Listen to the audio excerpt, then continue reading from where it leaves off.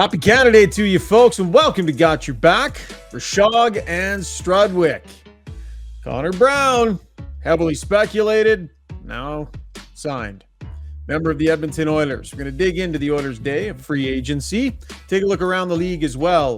Jason Strudwick standing by. Might even check with Got Your Back star from Got Your Back, Lebrun and Rishaug, Pierre Lebrun, who's on his way out to the cabin already. We'll check in with him for our second segment. Got Your Back brought to you by Mr. Dirk. Located just off White Avenue and 102nd Street. They are an iconic men's clothing store in our city. Man, have they been around for a long, long time. You want to sharpen up your look around the office? Wide selection of great suits, shirts, ties, and shoes. Help you make that statement that you are on top of your game just off White Avenue and 102nd Street. Mr. Dirk, great place for quality clothing of all types. Happy Canada Day to you, Struddy, and Zuby to you as well. It was a little rainy here, Zuby. How did you guys make out in Kelowna? We got a real clapper of a thunderstorm hammering us, and sort of putting a damper on festivities.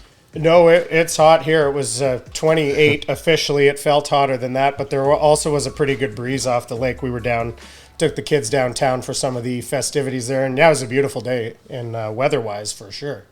And a middle finger to you too, Struddy. Yeah. Every time you throw that chapstick on, it's a big bird to everybody.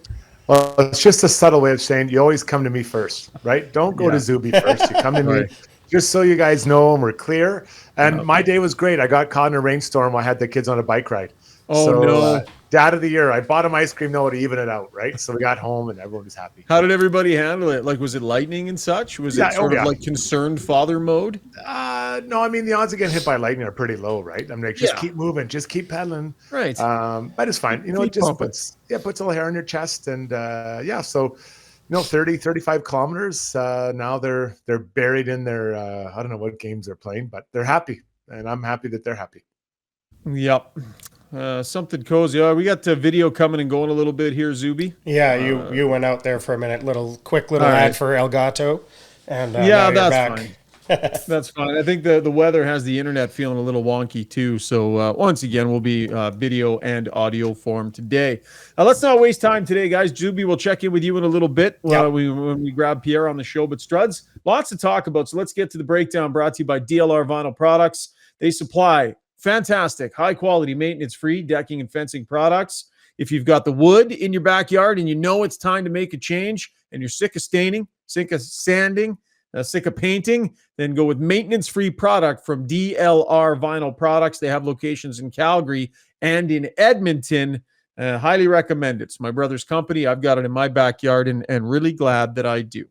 So, Struds, much speculated Connor Brown to the Edmonton Oilers. We'll dig into his game. We'll dig into the numbers and all those things. First and foremost, though, here's a guy coming off a significant surgery who probably had opportunities to do deals that were more than 1 year, but he chose to do a 1-year deal, bonus heavy, and kind of bet on himself. And I think when you start from that starting point, he's got confidence, and why wouldn't he? Look at the spot he's going to be in here. But what do you make of the fact that he was willing to do a 1-year deal and come in under those circumstances? You got to look at the centers he has the opportunity to play with here and the position we put in. When you look around the Oilers, it's clear they needed another top six forward, with Hyman and Nuge and Kane. Those are kind of your wingers. They need another top six guy, right? It was clear. So he felt, or the Oilers first felt, that he was a guy that could fill that spot. But the advantage that Connor Brown has is that he knows Connor McDavid. He knows him well. There's obviously a relationship there. They had success before as teammates. So this gets Connor McDavid excited as well. And don't for a second think that there weren't some conversation between those two guys saying, listen, man, you're going to get a chance here. And look, and look at the numbers that Nuge just put up recently. Look at the numbers that Hyman's put up recently. Look what Kane, when he's healthy, what he's put up. If you come in on a 1-year deal, buddy, I'm going to get you 30 goals. Right? Like, I don't think this is crazy to say 25 to 30 goals. And now that number next year is huge. And unfortunately for the Oilers, it could be just a 1-year deal, but maybe everybody gets what they want in this. So I love that he's done this. And obviously this tells me that what has happened and the way he's rehabbed, and he's feeling good about himself. If he wasn't sure, you're signing for as long as you can. he must be thinking, I feel good about myself. Yeah. I'm going to have a bounce back here. And that's huge for the Oilers, man. Yeah. Huge. And as we reported today, word is he's been going hard in the gym. He's been going hard on the ice, no limitations. He's in there grinding and fully expected to be ready for training camp. But with that said, Struds, it was a pretty significant knee injury, held him to just 4 games last season with the Washington Capitals. Had to go through some pretty significant stuff to try and get this thing back on track. Decent skater, but isn't necessarily the fastest guy out there already to begin with. What's your experience in seeing guys deal with those sorts of injuries, and what risk level the Oilers have here? By the way, should note that at the time we're taping this, we know that all of the bonuses, and it's $3.25 million in bonuses, are tied to the number of games that he plays. We don't have the breakdown right this minute here, so I guess the risk sort of depends on what that bonus structure looks like. But what do you think the chances are he comes back and is actually better than ever, like what you just suggested? I think that might take some time, just because it just takes a little while to kind of get your timing back. He's missed a year, right? And so you can call it 4 games, but he missed a year. So it's going to take time to kind of get that back up. But when I think of Connor Brown, I think of a very hard worker who's a determined player. And so those traits, those don't just happen on the ice. That happens off the ice. That happens in preparation. So he's going to do everything he can to be ready for a good season personally, but also to help the team. So that's the attitude that he brings. And so I don't think you can compare him directly to Hyman, but Hyman brings it, right? He brings that energy, brings that, and I think that's what Connor Brown's going to bring as well. So I think as the season goes on, he'll kind of keep raising his level. So if I'm guessing, I think he comes out really good, and then kind of softens off for after 5 or 10 games, and then kind of slowly builds up again from there. No. That's kind of what I would guess. But he's a determined player, man. And that's now 3 very determined players on the wings, and Nugent Hopkins, who I think is, what he brings. So that top 6 and bigger, a lot bigger than what they had in Yamamoto. Let's get to the Weiss Johnson Soundbox here. 45 years they have been in the business of providing furnaces, garage heaters, air conditioners, hot water tanks, and service for all of those things as well. They're absolutely the #1 place to go in town if you're needing any of those things installed in your home or in your business, or if you need servicing for any existing product that you have. Give them a call, 780-463-3096. Weiss Johnson, whoa. Not bad, Zuby. I think you're pretty tight. With the delay, we have a slight delay. I think he got that in there pretty quick. Connor Brown joined James Duthie on the telephone today on TSN. So this comment from Connor Brown, courtesy TSN in their broadcast today.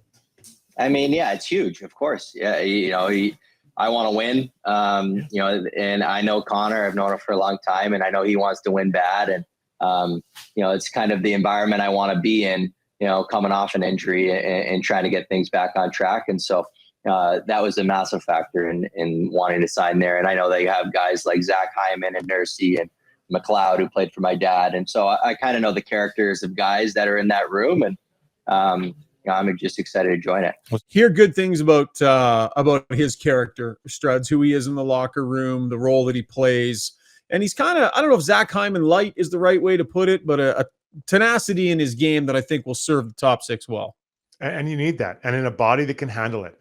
I don't want to make this about Kailer Yamamoto, but I think we can't overlook the reason why Connor Brown's on his team is because Kailer just wasn't big enough to get it done. Right? On a consistent basis, his body let him down. And this guy's a bigger body, and he can play that way over the course of 82 games and hopefully another 16 wins come spring. He can continue to bring and continue to do it. So, you look at the most recent Stanley Cup winner, all their wingers were big and fast. Connor Brown is a big guy. He skates well enough. He's going to get around the ice, has some already chemistry with Connor. I don't know if he plays with Connor McDavid all year, or if they're moving around. I mean, at times they've Jay has the luxury to move guys around, but the big fast winger, and they bring in Dylan Holloway on a more regular basis. Those are 2, Holloway's big and fast too. So now you're really starting to see what Ken Holland's master plan was all along, was get bigger and faster on the wing. And he's done that again with another addition here in Connor Brown.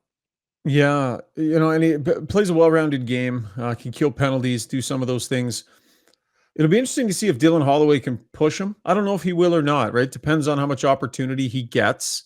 Brown obviously can play that other side, although Brown can play either of the wings from what we understand. Could play all 3 forward positions, but obviously primarily a winger. But I does it think that matter? Like, what's does that? Sorry? Dylan Holloway have to push any one of those top 6? Can he just be a good third line winger Yeah. this year? You know what I Yeah, mean? no, for sure. Like I agree with you. because here's 2 things. One, if he's pushing someone, that maybe means that someone's struggling in that top 6 as we see it now. And let's not, let's just leave the centers out of this. The other 4 guys, that maybe someone's struggling or someone's injured. But what I want to see is I really want to see Dylan come in and assert himself and say, this is my spot and this is what I am. Doesn't mean he's a third line winger. I don't want to be a third line winger. I want him to be a top line winger, but I want to come in and assert himself 12 to 14 minutes a night. I skate, I hit, I shoot, I kill penalties. Like, that's what he does. And then, yeah, he can move his way up, but I don't know if, like, because he was just trying to get in the league last year. I want him to establish himself this year and then push towards the end or into next year. What is that? 24, 25, I guess. Yeah. I think that's how I look at it with Dylan Holloway. You know, like, I agree with you, Struds. Yeah, I agree with you. I'm not saying that he needs to. I'm interested to see if he comes in and takes a step in his development and the way he skates and the skill level that he has. I think that he's a player that could push for top 6 minutes. And I'm just going to be really interested to see if through the course of this season, if he can push his way, bully his way into that conversation. A lot of it's going to depend on his confidence and how much opportunity he gets. I think that the organization really wanted to put somebody firmly in front of him. Yeah. For these top 6 positions, right? That's what kind of, I've been saying that all along. They needed to put somebody and make Dylan Holloway beat that person out, because if they didn't get Connor Brown, if they didn't get someone else, it was probably going to be Dylan Holloway. And I don't think that would have been the best fit necessarily. No, but let's look at it this way, is that Jay now has the ability to mix and match. So let's say, for instance, he wants to bulk up his third line. And let's assume everyone's playing fine. He could move Zach, like, not that I'm saying he's going to. He can move Zach Hyman to that third line. He could move Connor Brown to that third line. He could move Nugent Hopkins down that third line. He can move up. Assuming Dylan Holloway does what he needs to do, he could move up. You could have, Ryan McLeod move up if you're going to put Nugent Hopkins at center.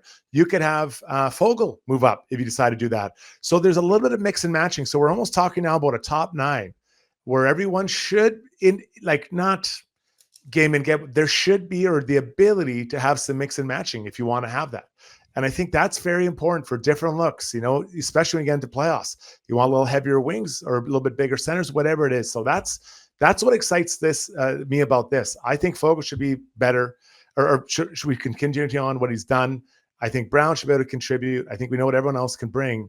Dylan Holloway's kind of the wild card in this, right? And if he can become a real top 9, now you have 9 guys. You move around as needed till you find the lineup that works best against a certain opponent.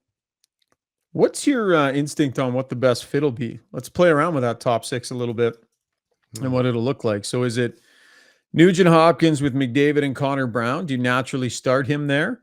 Or do you start him with Evander Kane and Leon Draisaitl? What do you think? What's your gut? I think you put him with his buddy. I think you put the 2 Connors together. And then who do I put on the other side? Do I put maybe Kane over there? Well, Kane or Nugent Hopkins, right? One of those two, because it ain't going to be Fogle. But that's the thing, is I think you can, at this point, so we can move the chess pieces around. Okay, so if I really have to, I like Kane beside McDavid, and I think Brown. I like that. Like, I like that look. And then Nuge, Draisaitl, and Hyman. A little bit more size. Like, Kane brings a little more size and a little attitude beside that guy. I think Brown has a little bit more of a defensive game element to himself. So I think those 3 guys might work together. And then obviously it's Dylan, Fogle, and McLeod in that spot, unless something dramatically changes. But that's kind of your top 9. But it doesn't have to stay like that, and it's not stagnant. So we're gonna. Everyone's going to, including us, going to beat up what is opening day lineup. What does it look like? Well, it might evolve and change over time, right? And I think that's when you have depth, you can do that. Think back 10 years ago, where it was like, Hall, Eberle, McDavid, like boom, that's it. You guys got to score every game. Like now they can spread it around. They have that depth. So I'm really excited to see what that looks like, buddy. But that'd probably be my Kane, Brown, McDavid.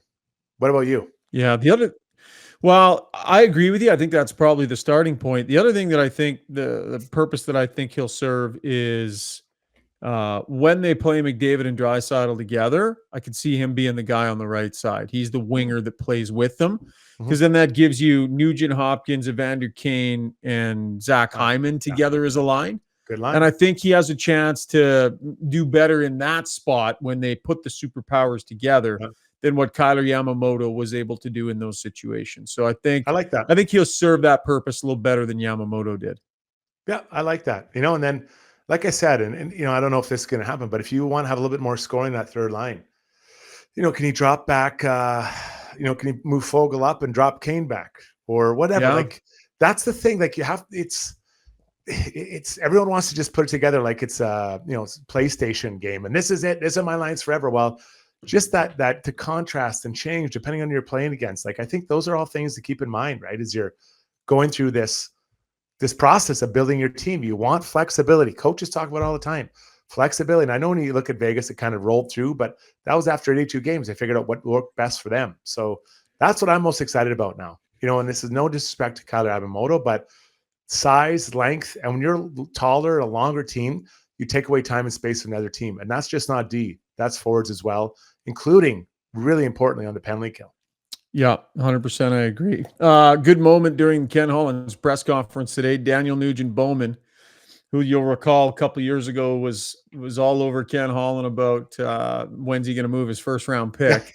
And so Holland ever since then is, I don't know, we'll say he's having fun with DNB.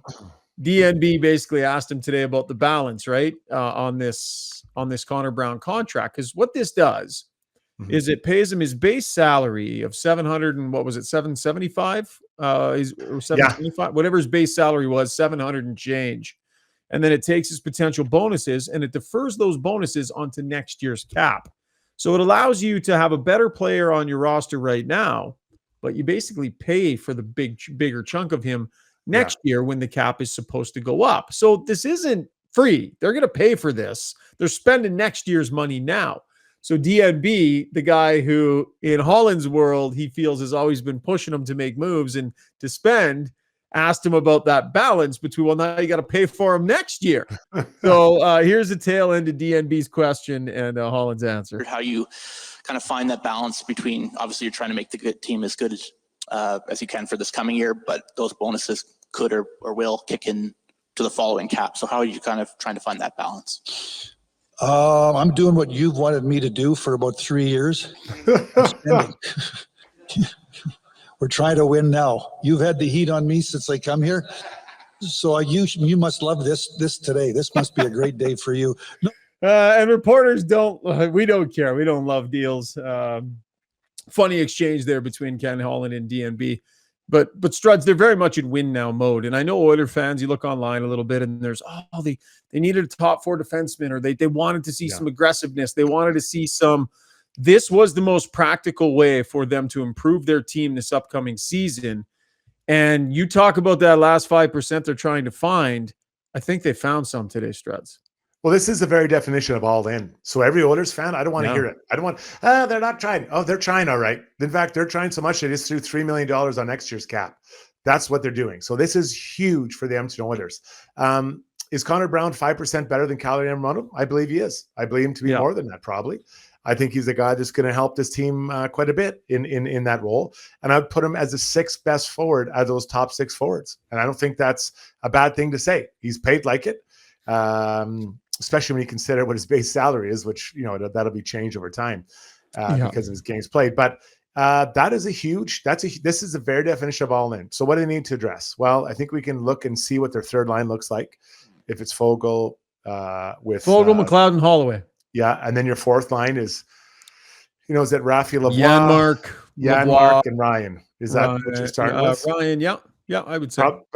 That's probably your 4. Now, do you want to beef that up? Yeah, we can beef that up. Oh, and I should mention Drake Caggiula. Now, was that a one-way deal or a 2-way deal? No, Caggiula's is a 2-way. So I would say I would put Lane Peterson as more of a chance to Okay. play games ahead of Drake Caggiula. Yeah. But both guys will be given an opportunity. Like Caggiula's been around before. I think the Oilers could still potentially add another center Right. before training I'm with camp you. starts, but it might be in the next couple of days, might be, but it's going to be like a $1 million deal. I mean, these 100%. contracts that we heard today, the Oilers knew that they were going to come in heavy. So the Teddy Blugers of the world and these guys, different players that were you heard, these guys all came in that $2 million range. And the Oilers, I mean, Klim Kostin got $2 million a season from the Detroit Red Wings over 2 years. Well, you completely understand. Yeah, would they have loved to keep him? Sure, the way he played.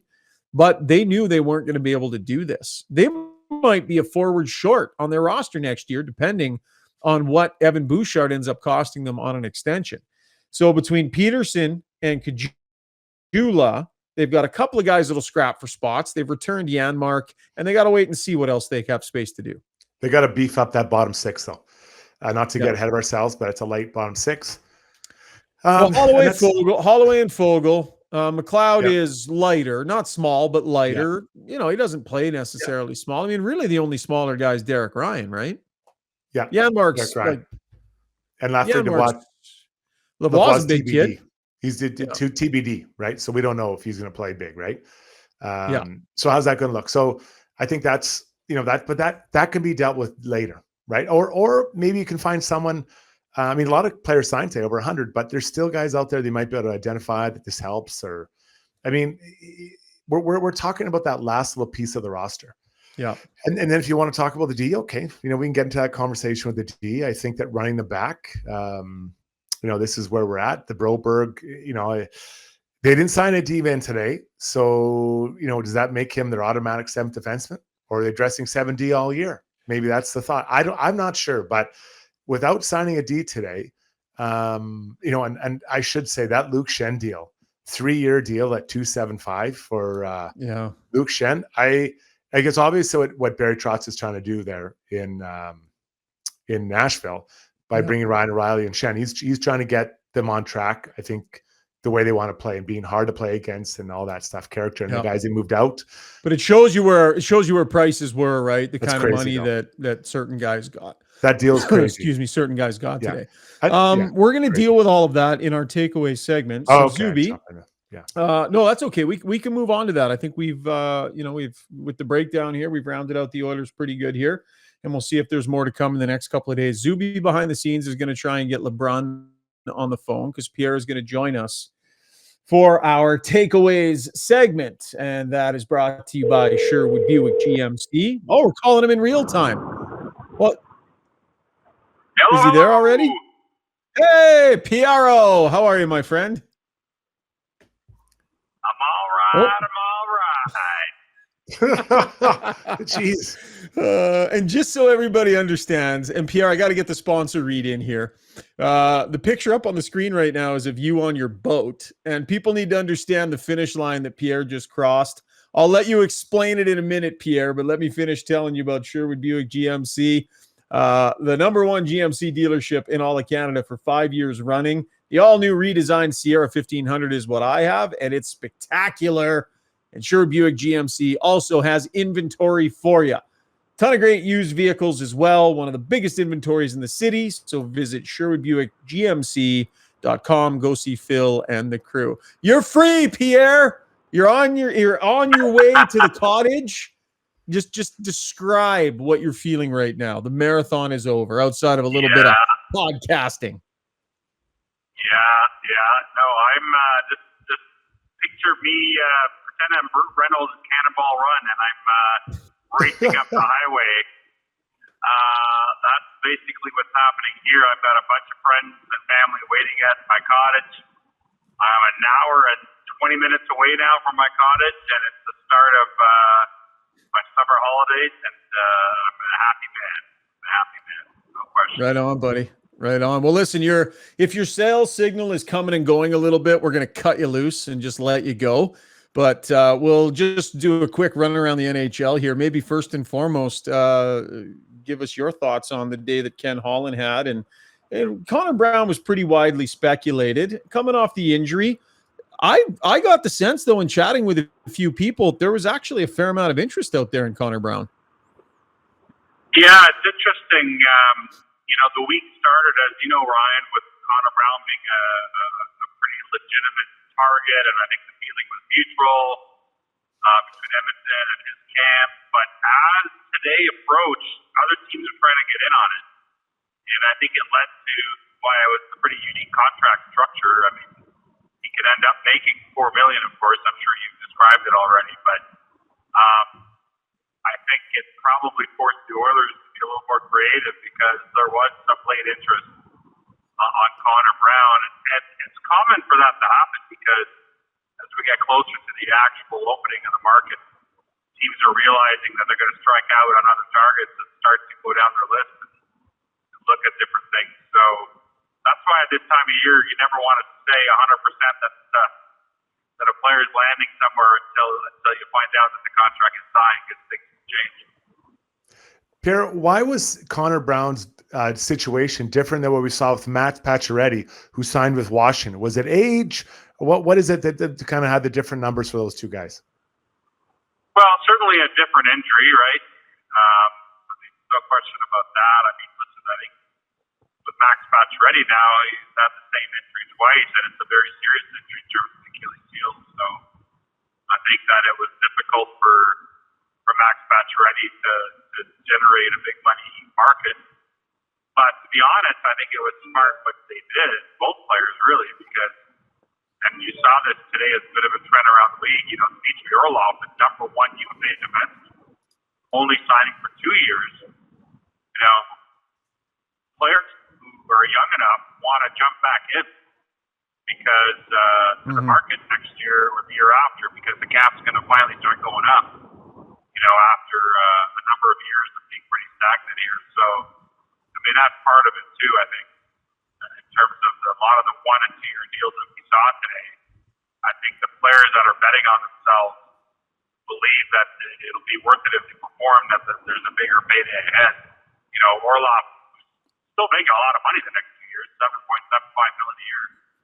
But this is about thinking that there's a longer term deal there in 2 years. For sure. What stood out to you today, Pierre? Like if you were to give an overarching narrative or maybe a signing or two that kind of stood out to you, who do you think had a good day?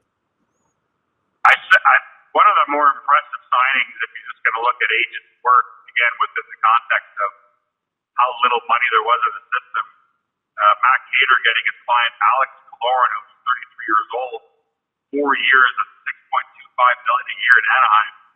Wow, that number was staggering for me, and it goes to show that Killorn is really well liked around the league as far as people realizing what a leader he was on those championship teams in Tampa. But all that being said, and yes, he's tied for the most goals of any UFA player in the market this year with 27. So it's not like he's regressing production-wise, but he's still 33 and going to be making $6.25 million in his age 37 year. Yeah. That contract blew my mind. Alex Killorn better be getting his agent a nice watch, because really we did not see a lot of those contracts today. It was really a tight market for all the obvious reasons, but that contract stood out. And maybe the other one would be Tristan Jarry at Pittsburgh. In the end, re-signing, but believe me, he was out there on the market for a while. And actually, the goalie carousel itself, which is interesting every year, as you guys know, was interesting. A lot of guys stayed put, but not without talking to other teams, if you know what I mean. I mean, yeah. Frederik Andersen had a lot of talks with Pittsburgh in case Jerry left. I mean, Simeon Varlamov, I believe, talked to Carolina in case Carolina didn't get Andersen back. There was all kinds of carousel stuff happening. But in the end, a lot of guys circle back to their teams even after the market opened, which made for some nervous few hours for a lot of goalies. Because when the music stops as a goalie, you want to make sure you still have a job. Pierre, that contract for Killorn was great for him, no doubt about it. Then the Islanders step up and start handing out lifetime contracts like Bobby Bonilla. I don't know what's in the water out there, but if you're an Islanders fan, how can you? And let's assume I am. How can you convince me that this team that has continually kind of struggled a little bit, unless you count that 1 year. Like, why are they better? How are they going to be better moving forward? Well, I mean, I wouldn't lump all the contracts in one. I mean, Sorokin is still a pretty young guy, and honestly, you know, I could live with that AAV on Sorokin because I don't know about you guys. I think he's already a top 3 goalie in the world. Yeah, he's And fantastic. so they got ahead of that. You know, he's still in his 20s, and so I actually really like that contract. You know, Mayfield at $3.5 million over 4 years, I don't mind either. You know, he's a guy, by the way, that was on the Team Canada Olympic radar. Had the NHL players gone to China last year. So I think he's a bit of an under the radar guy. But yes, I think the Engvall 7x3 was surprising to a lot of people because at the end of the day, I mean, I think you could probably get him at 2x3 and then come back and do it again probably with a guy like that who's a bottom 6 player. I don't know who I'm forgetting with all the deals they did today. I'm probably forgetting someone. But yeah, so a mixed bag. But to be honest, if I'm an Islanders fan, I think you hang your hat knowing that the top 3 goalie in the world who's 26 years old is signed for life now in Sorokin. I mean, that was a pretty important signing. No question. You talk about guys kind of betting on themselves now and then. You know, you do that 1 year deal and how, you know, you're going to go somewhere and have a great year and just kind of, you know, and then you cash in after the fact. I look at John Klingberg here, Pierre, and he's in at a 1 year deal with the Toronto Maple Leafs at $4.15 million. Do you recall how much money the Stars had on the table for him at a certain point in time before he decided to do that deal in Anaheim? And then obviously it wasn't great. And now he's in at another single year deal. It can go the other way for players when they do that sometimes. And sometimes it's situational. But that can go both ways. And I think we see that here a little bit. Well, at least this time he's signed with a good team that should contend in Toronto, right? So the difference last year is that, you know, he signed with an Anaheim team that was clearly going to struggle, though probably not as much as he figured it would. And his only other realistic option at the time, outside of Edmonton's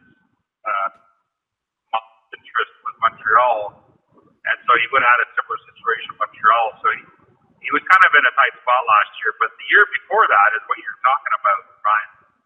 Yeah. I don't have my notes in front of me because I'm driving, but I think he turned down a 7-year extension from Dallas at some point about 2 years ago, which he really should have signed in retrospect. And you know, he actually fired his agent after that, and then has a new agent, a really good agent, Greg Oster of Newport.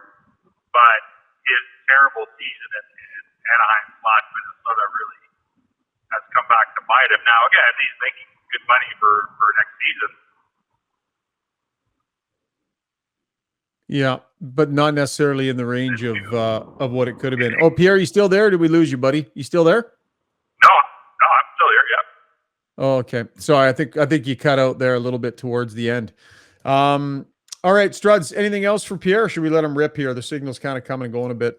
I guess just a quickie. Blake Wheeler, he just called him to say, just tell me the number and I'm coming to New York Rangers. Because going from Winnipeg to New York, no disrespect to the Winnipegians that are listening, but it's a long ways from New York Rangers. That is a good deal for the Rangers. Holy smoke. Like, they're getting a good player at that dollar figure.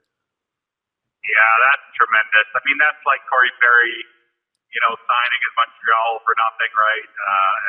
And doing almost the same thing in Tampa.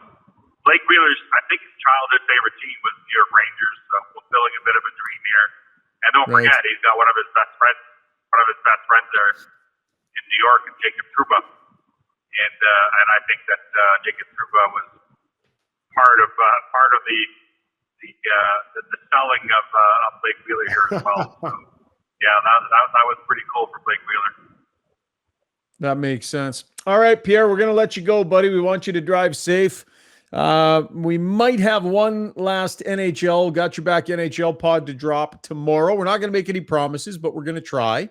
So great work at the draft. Great work today. And hopefully we'll chat with you tomorrow. Right on. See you, boys. Use the sunscreen. Lots of sunscreen, Pierre. Oh man, and I will not be wearing a thong. Oh no. Drive Oh. careful, my friend. We'll talk soon. That is TSN and the Athletics hockey insider Pierre Lebrun. Shocker, honestly, Yep. I think he's a 50. I think he uses a 50 SPF. Oh yeah. I should ask him that. Like he really strikes me as a guy who he's quite careful in what he says. Like he's very organized and very deliberate. I think when he gets the sunscreen, he and his wife are rolling up to 50, man. Like the full, so you can see it, like the big white strips. Honestly, he makes us wear balaclava, right? And I'm not making fun of because I used to be a 20. I moved to a 30. Now that I'm golfing a ton, I'm actually moving towards the 40 myself.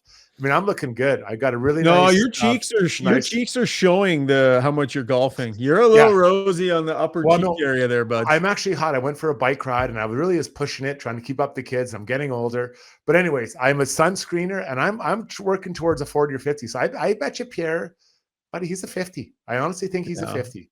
He gets the rosy cheeks too.